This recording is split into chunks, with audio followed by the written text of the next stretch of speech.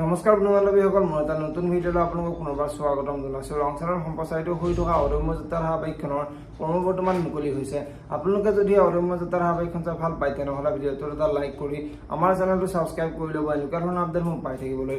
অদম্য যাত্ৰাৰ ধাৰাবাহিকখনৰ আজিৰ খণ্ডিত দেখিবলৈ পাব বন্তি আজি মাকৰ ওচৰলৈ আহিব আৰু মাকৰ ওচৰলৈ আহি অমিতে যে এতিয়া দুবৰীক বিয়া কৰাব ইচ্ছা কৰা নাই, অমিতে যে এতিয়া বন্তিকহে পচন্দ কৰিছে সেই কথাটো মাকৰ আগত ক'ব।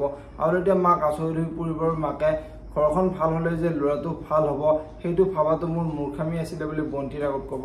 আৰু তেতিয়া বন্তিয়ে মা তুমি কি ক'ব বিচাৰিছা বুলি মাকক সুধিব। আৰু এতিয়া মাকে ল'ৰাই দুবৰীক পচন্দ কৰি দুবৰীক বিয়া কৰাব ওলোৱা নাই, এতিয়া সেইজন ল'ৰাই তোমাক বিয়া কৰাব ওলাইছে, গতিকে সেইজন ল'ৰা কেতিয়াও ভাল হ'ব নোৱাৰে বুলি বন্তিৰ আগত ক'ব।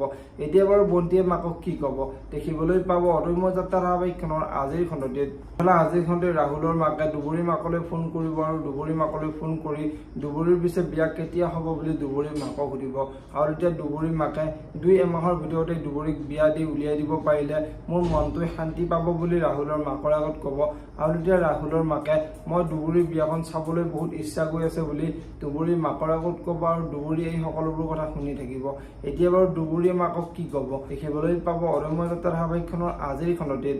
আনফালে আজিৰ খণ্ডটিত ৰাহুলে দুবৰীলৈ ফোন কৰি থাকিব আৰু দুবৰীয়ে আপোনাৰ কিবা কাম আছে নে, মোক চুপতি মাৰিবলৈ ফোন কৰিছে বুলি ৰাহুলৰ আগত ক'ব। আৰু এতিয়া ৰাহুলে মই এইখিনি কথা শুনিবলৈ তোমাক ফোন কৰিছিলো বুলি দুবৰীৰ আগত কোৱা দেখিবলৈ পাব।